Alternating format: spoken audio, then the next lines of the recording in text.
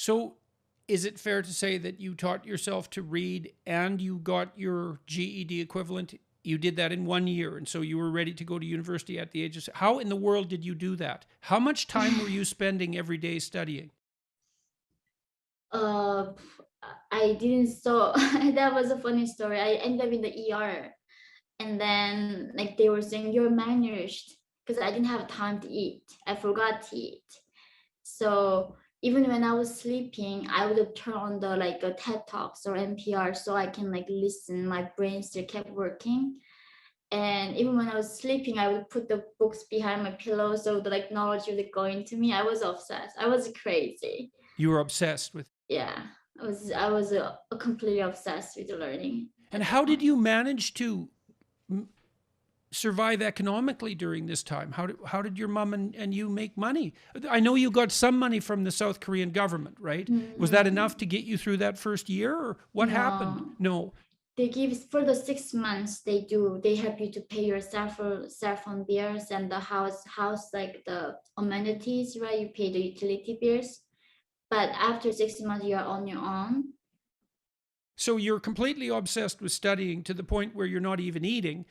And and we should also just stress here, it is definitely the case that the education process is unbelievably competitive in South Korea, as you've already pointed out, far and above what people in young people in North America can imagine, or in Europe for that matter.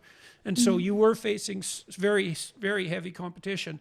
So, but you got obsessed to the point where you weren't even eating. That's amazing, because I would have thought that you would have been more motivated to eat after what you'd been through than virtually, but you were hungrier for knowledge than for food, Yeah, despite, and you had been starved of both. exactly. I was working at this I don't know, something called Daiso. It's like a $1 store in South Korea, the Japanese branch.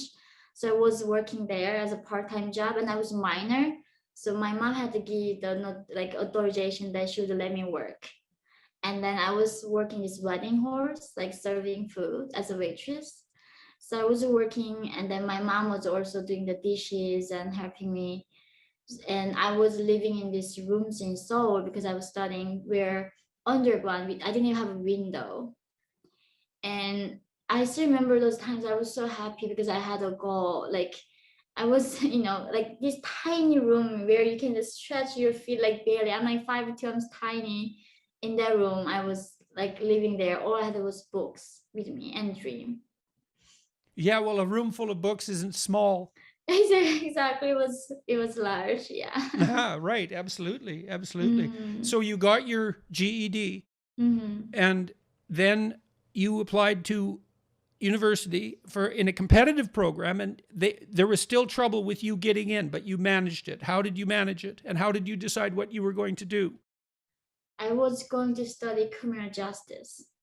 It was I saw so much injustice, and even in South Korea, I saw so much of it. I really wanted to understand how that worked. How what this thing is called justice. So I'm grateful they gave me opportunity to study that program. And but now it's just such a like I don't know how I was going through all of that. But somehow back then I had a drive that I never even knew I had. And so you were at the university for how long? 4 years? Was it a 4 year degree? It was 4 years degree, but I only did 3 years and a half. Before my last semester, I went to Columbia University in New York and switched my major there.